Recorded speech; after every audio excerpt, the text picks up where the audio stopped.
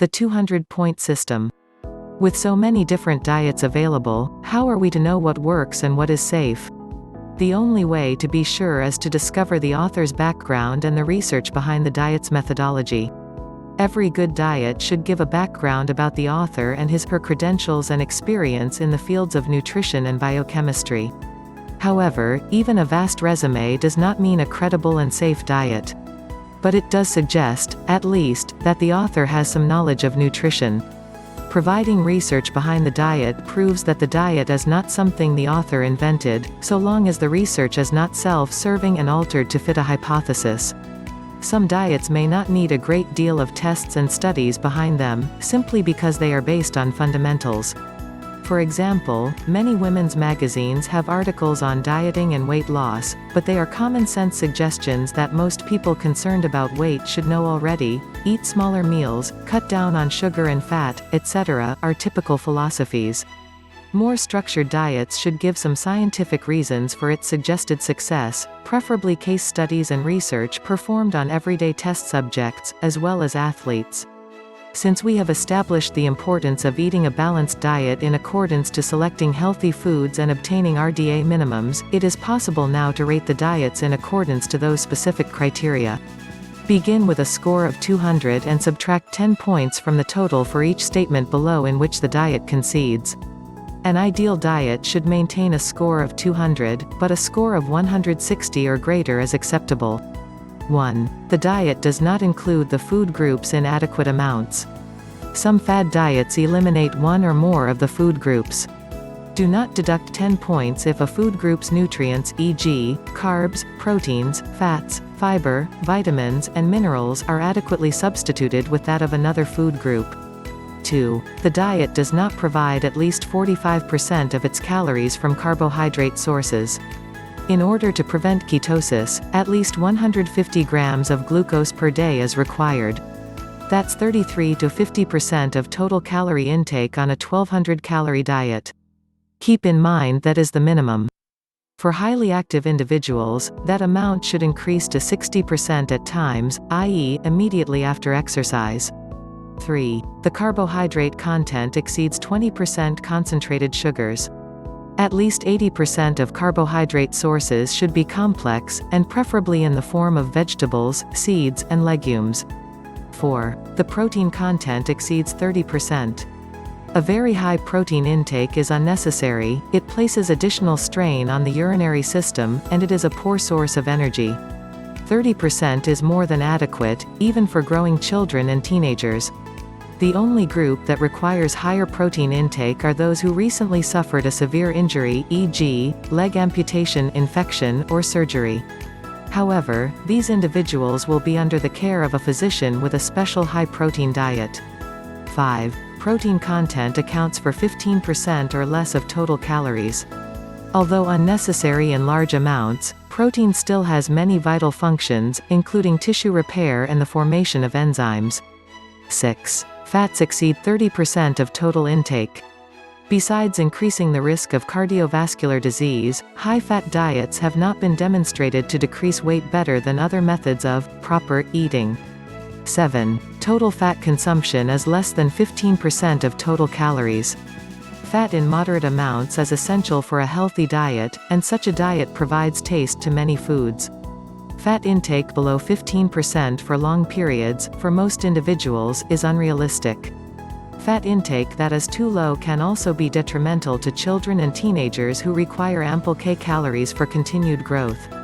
8. Total fat consumption is less than 25% essential fatty acids, and saturated fat is more than 30% of total fat consumption. Deduct 10 for each. 9. The diet does not suggest common foods, meaning foods you should be able to obtain at any grocery store or market. 10. The foods for the diet are expensive or monotonous. Some diets require the purchase of their foods or expensive, organic, foods only obtained through health food stores. Some foods taste so bad they are difficult to tolerate repeatedly, e.g., seaweed. Deduct 10 for each. 11. The diet consists of an inflexible meal plan. The diet does not allow for substitutions or deviations, requiring a person to live under house arrest, with the same food selections every day. 12. The diet provides less than 1200 calories per day.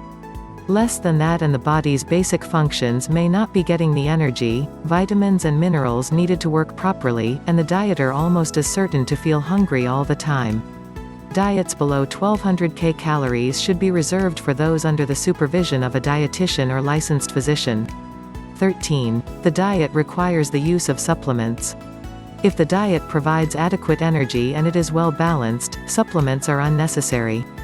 Fat accelerators, such as ephedrine, may increase the rate of weight loss, but the diet should be able to stand on its own merit. Some diet clinics promote a vast array of herbal preparations and fat accelerators, and this is where these clinics make their money, not in their knowledge and ability as nutritionists.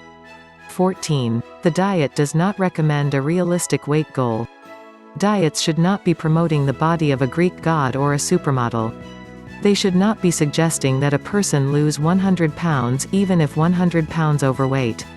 Nor should diets recommend weight loss below an ideal weight. 15. The diet recommends or promotes more than 1 to 2 pounds per week weight loss. Do not expect to lose more than 1 to 2 pounds of fat a week. It is physically impossible unless chronically obese, at which point 3 pounds may be possible.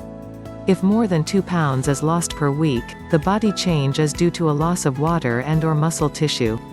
Gimmicks that promise 10 pounds in 2 weeks are either simply not true or else something other than fat is being lost. Also keep in mind that the more fat a person wishes to lose, and the less a person has, the more difficult and slower it will be to lose additional fat. 16. The diet does not include an evaluation of food habits. Dieting should be a slow process by which a person changes normal eating habits.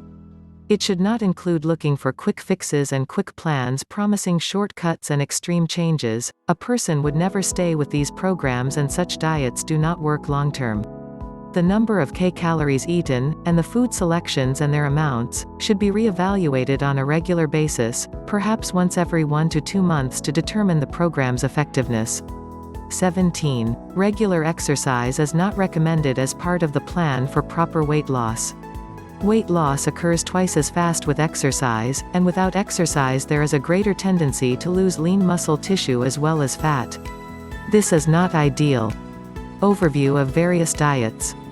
Low carbohydrate diets. Ketosis occurs, and this presents the same problems as fasting. Once glycogen stores are spent, which happens quickly with athletes and those who exercise regularly, glucose must be made from protein sources, and there is greater wear on the kidneys as a result. Even on a high-protein diet, some protein will be taken from body tissues in order to produce enough energy for the nervous system and regular activity.